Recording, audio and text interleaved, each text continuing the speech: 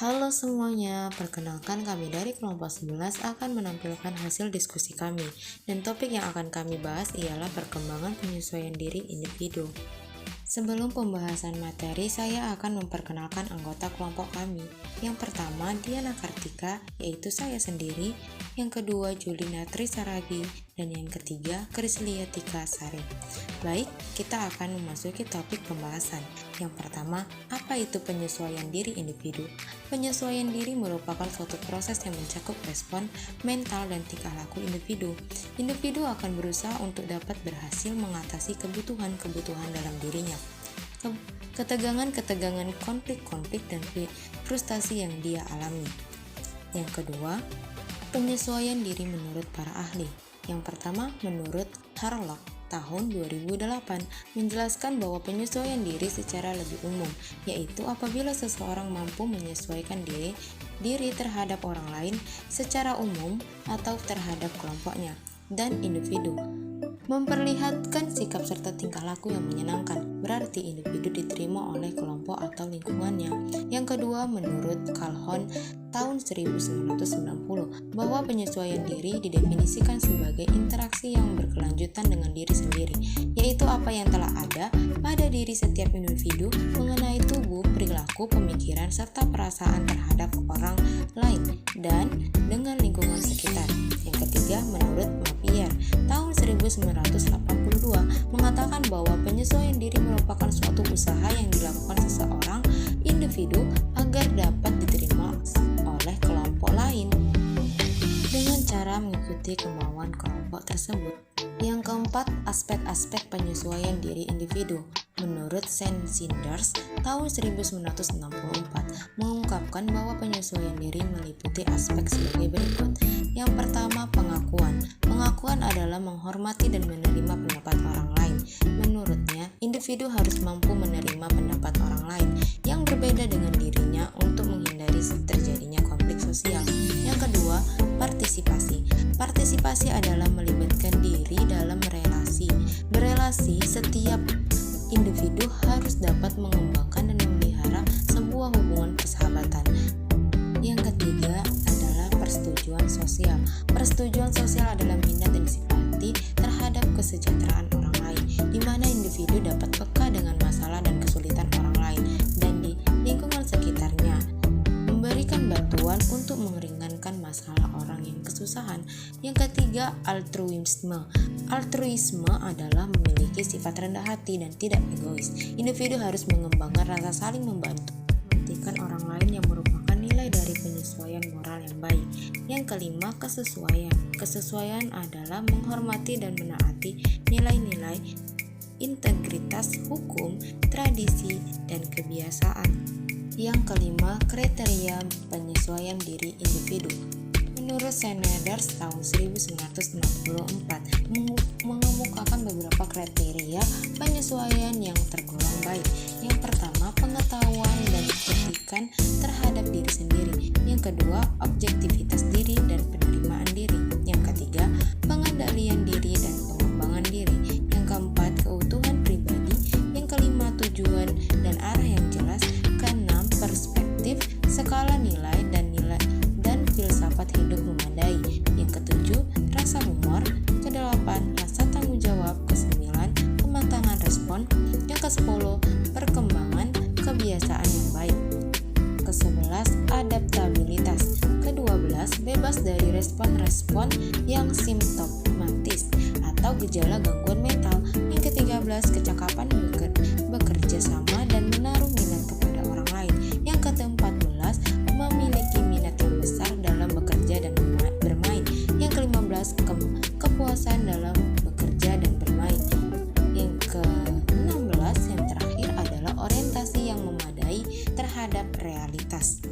Yang keenam, tahapan-tahapan proses penyesuaian diri. Tahapan proses penyesuaian diri. Usaha penyesuaian diri dalam berlangsung dengan baik dan dapat juga berlangsung tidak baik.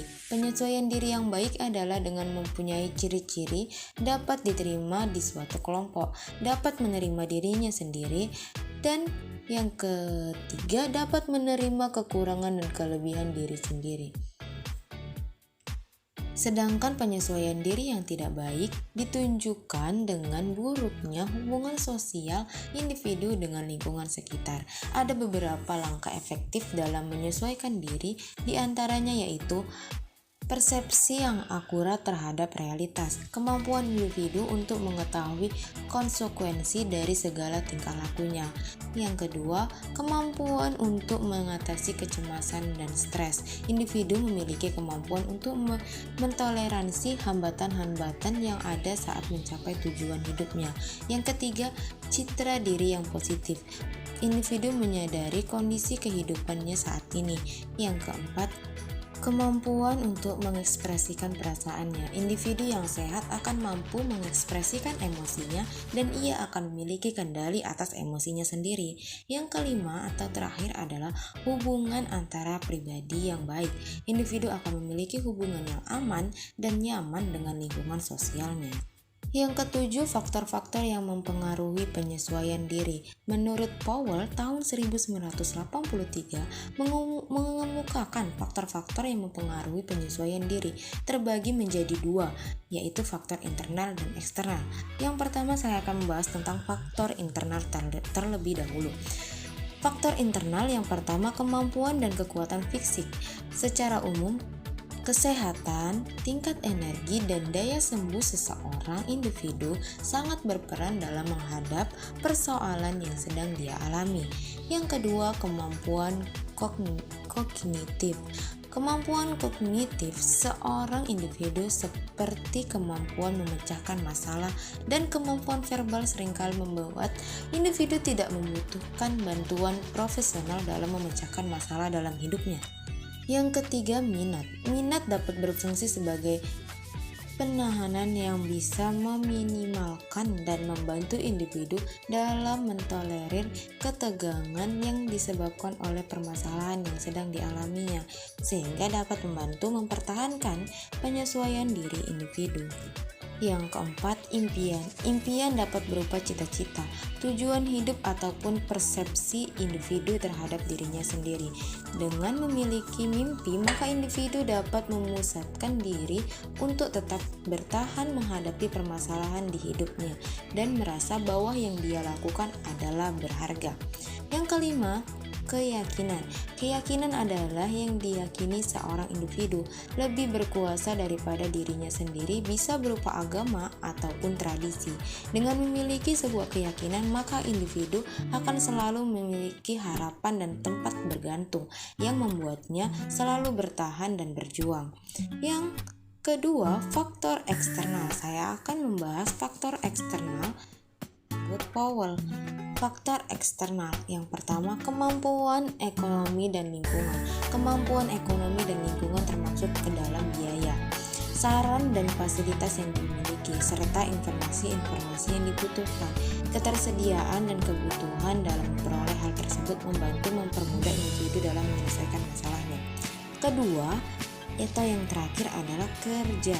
Bekerja dapat membantu seseorang individu untuk memenuhi kebutuhan hidupnya, bergaul dengan orang lain atau memiliki hubungan pertemanan dan membuat dirinya merasa mampu melakukan sesuatu yang berharga bagi dirinya sendiri. Lalu yang kesembilan atau yang terakhir, kami akan membahas tentang implikasi penyesuaian diri terhadap penyelenggaraan pendidikan.